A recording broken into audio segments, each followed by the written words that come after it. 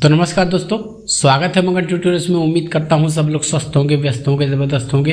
दोस्तों, आप लोग को पता है कि आज है 14 अक्टूबर और आज सुनवाई होने वाली थी एसएलपी वेस्ट बंगाल और प्लस ट्रांसफ़र पिटीशन, चूँकि दोनों टैग हैं तो दोनों की सुनवाई थी। क्या हुआ, क्या नहीं हुआ, क्यों हुआ, इन सारे मुद्दों पे बात करेंगे। और हाल फिलहाल कुछ खबरें ऐसी आ रही हैं जो एक तरह से कह सकते हैं कि मोटिवेट करती हैं, तो उस संबंध में भी हम लोग बातचीत करेंगे।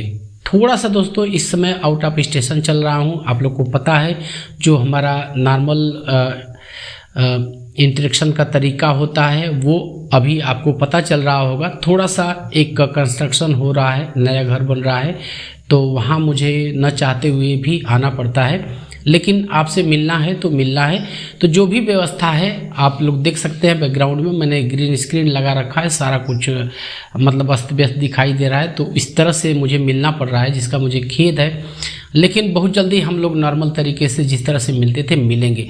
ज़रूरी इस बात की है कि हम जो मुद्दे हैं, जो अपडेट्स हैं, उस पर बात करें। कि आप लोग को पता है कि 14 अक्टूबर को सुनवाई होनी थी, हियरिंग होनी थी माननीय सुप्रीम कोर्ट में, जो वेस्ट बंगाल की एसएलपी है और जो ट्रांसफ़र पिटीशन है उत्तर प्रदेश से लगाई गई है उस संबंध में। तो क्या हुआ, शायद आप लोग को विभिन्न सोशल मीडिया माध्यमों या समाचार माध्यमों से आप लोग को पता चल चुका होगा, लेकिन मैंने ही आपको अपडेट किया था कि यदि जो दोस्त मुझसे जुड़े हुए हैं और देखते हैं तो मैंने आपको एक एडवांस अग्रिम डेट भी बताई थी और वो थी 21 अक्टूबर।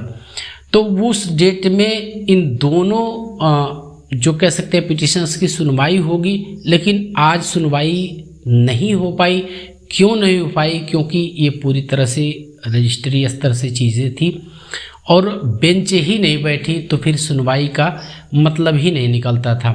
और ये माननीय सुप्रीम कोर्ट में ऐसा होता रहता है, क्योंकि यदि ज़्यादा राष्ट्रीय महत्व के मुद्दे आ जाते हैं बीच में तो बेंच को जो है थोड़ा सा मूव कर दिया जाता है। और एक तरह से कह सकते हैं कि जो पहले के मामले हैं, जो ऐसा लगता है माननीय एडमिनिस्ट्रेशन को कि ये कम महत्वपूर्ण है, इसको जल्दी सुना जाना चाहिए। जैसे एक जूनियर डॉक्टर का मामला आप लोगों ने देखा होगा, माननीय सुप्रीम कोर्ट में वो आया कलकत्ता में, और कोलकाता बल्कि कहूँ तो उसमें उसकी हियरिंग हुई और माननीय सुप्रीम कोर्ट ने स्वतः संज्ञान लिया उसका और उस पर हियरिंग हुई।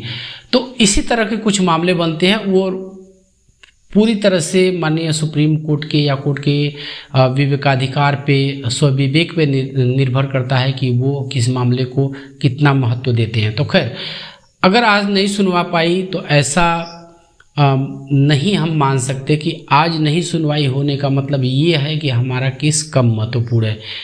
हमारे देश में बहुत सारी चीज़ें एट द सेम टाइम होती रहती हैं, तो हम इसमें नहीं सोच सकते। आज मेनली हम ये कह सकते हैं कि सुनवाई नहीं हो पाई और कुछ ऐसे मुद्दे आ गए, बेंच ही नहीं बैठी। और विशेषकर कौशिक दास जी इसमें जुड़े हुए थे और लगातार हम उनसे टच में थे और उन्होंने कहा कि सर बेंच ही नहीं बैठी, तो हम क्या कर सकते हैं। फिलहाल 21 अक्टूबर को फिर से इसकी हियरिंग होनी है और पूरी तरह से मैं आपको विश्वास दिलाता हूँ कि केस की मेरिट पे ही जो ये हियरिंग है ये होनी है। तो बहुत ज़्यादा समय नहीं। हमारे तमाम भाइयों के ऐसे कमेंट्स आते हैं कि सर अभी कितना समय लगेगा, या एक बहुत बड़ा ये सवाल है कि हम सीटेट डालें या ना डालें। देखिए, पूरी तरह से सीबीटी मोड है, सीटेट या राज्य टेट, स्टेट टेट जिसको हम कह लेते हैं। यदि आपका फॉर्म एक्सेप्ट होता है, लेकिन एक आप चीज़ ध्यान में रखिएगा, मैं आपका यही जवाब दे सकता हूं यहाँ पे कि आप ये ध्यान में रखिएगा कि कोई भी आपके जो भी क्रेडेंशियल्स हो उसको एज इट इज रखिएगा। यदि आप NIOS से DLED हैं तो आप NIOS ही भरिएगा ऑनलाइन सबमिशन करते समय। अगर कोई ऑप्शन नहीं है तो आप डाल सकते हैं, वरना कोई भी अपना आप क्रेडेंशियल मत छुपाइएगा, क्योंकि बहुत जल्दी, मुझे भी ऐसा पता नहीं क्यों मेरे दिल को ऐसा लगने लगा है कि बहुत जल्दी ही सब्जेक्ट टू आउटकम मिलने वाला है। अब एक दुर्भाग्य की बात है कि ट्रांसफ़र पिटीशन में बहुत सारे राज्य शामिल नहीं हो पाए हैं, 4-5 राज्य ही शामिल हो पाए हैं। तो प्रथम दृष्टया उन्हीं राज्यों को ये राहत मिलेगी, क्योंकि राहत की बात है और सुनवाई होनी है 21 को। अगर सारी चीज़ें क्लेरिफाई हो जाती हैं, आप जानते हैं तमाम मिसलेनियस एप्लीकेशन लगे हैं और नवंबर में उसकी हियरिंग है 5 नवंबर को, तो वहाँ से भी कुछ चीज़ें हो सकती हैं।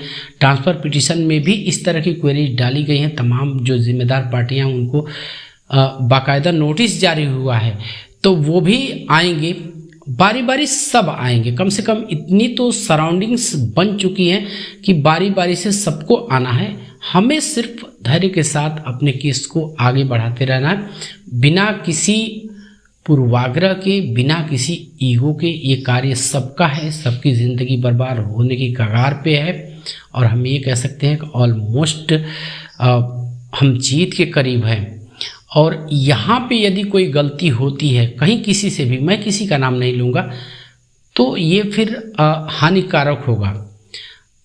ऐसा नहीं है, मैं अध्यापकों के बीच बात कर रहा हूँ, टीचर्स के बीच बात कर रहा हूँ, तो उनको पता है पूरी तरह से कि यदि माननीय कोर्ट में कुछ भी उलट पलट होता है, उलटफेर होता है, यानी पहले का ही जो फैसला है वो बरकरार रहता है, तो हमारे पास ऑप्शंस सीमित हो जाएंगे। हालांकि मैंने बात किया था कि इस महाभारत का, इसको महाभारत कहना थोड़ा सा लाजमी तो नहीं है, लेकिन मैं वही शब्द चूँकि शुरू से प्रयोग करता आ रहा हूँ, तो शुरुआत से जब यही कह दिया हूँ मैं, तो मैं वही कह रहा हूँ कि इस महाभारत की लड़ाई में एक कृष्ण भी है और मैं बहुत जल्दी आपको उनका नाम जो है वो रिवील करूंगा और बताऊंगा। और भी तरीके हो सकते हैं, लेकिन फ़िलहाल माननीय कोर्ट का जो एक प्रोसीजर है, जो रास्ता है हमें अपना सर्टिफिकेट वैलिड करवाने के लिए, वो चल रहा है और बहुत ही अच्छी तरह से चल रहा है। कुछ चीज़ें हैं जो मैं शेयर नहीं करना चाहूँगा इस समय। मैं चाहता हूँ, मैं शुरू से आपसे कहता रहा हूँ कि मैं चाहता हूँ, हम चाहते हैं और लगभग ऑलमोस्ट सभी लोग ये चाहते हैं कि केस की मेरिट पे सुनवाई हो, जो कुछ होना है जल्दी हो, क्योंकि तमाम वैकेंसीज भी आने वाली हैं और बाकी भी जो शिक्षक पात्रता परीक्षाएं हैं वो भी यहाँ पे आने वाली हैं। तो हमारे पास समय बहुत सीमित है। हमारे बहुत से भाई बिल्कुल जो ओवर एज होने के कगार पे हैं, तो उनके पास टाइम नहीं है, इसीलिए जल्दी है कि इस केस को सुना जाए। बाकी जो मैंने आपसे कही हैं बातें, जो चीज़ें चल रही हैं, वो बिल्कुल स्टेप बाय स्टेप सही दिशा में चल रही हैं। आवश्यकता सिर्फ इस बात की है कि आप लोग थोड़ा सा धैर्य रखें, बहुत जल्दी इस मामले का निपटारा हो सकता है और मुझे पूरी उम्मीद हो चुकी है कि माननीय कोर्ट से ही हमारे हक में फैसला आ सकता है। और यहाँ पे एक चीज़ मैं और दोहराना चाहूँगा आप लोग के साथ कि कोई भी हड़बड़ी ना दिखाएं, कोई भी इस तरह की चीज़ें ना आप करें, किसी की बातों में ना आए। आपको थोड़ा सा धैर्य रखना है।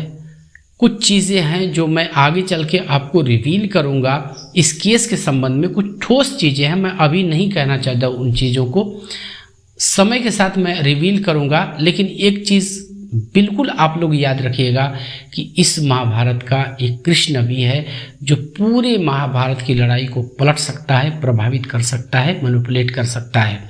तो यही था दोस्तों, मेरा ये दुर्भाग्य है कि मैं आउट ऑफ स्टेशन हूँ। मुझे आज पप्पू सर को लाइव लेना था और कारण रहा कि यहाँ पे वो सुविधाएं और ये चीज़ें मैं आपको पहले ही बता चुका हूँ कि कंस्ट्रक्शन का काम चल रहा है, मैंने ज़मीन ले रखी है और वहाँ पे मुझे कंस्ट्रक्शन करवाना पड़ रहा है। कुछ ऐसी बिल्कुल एकदम हम कह सकते हैं कि फिनिशिंग पॉइंट पे आके रुका हुआ है, तो ऐसी चीज़ों पे तमाम चीज़ें देखनी पड़ती है, आप लोग को पता होगा।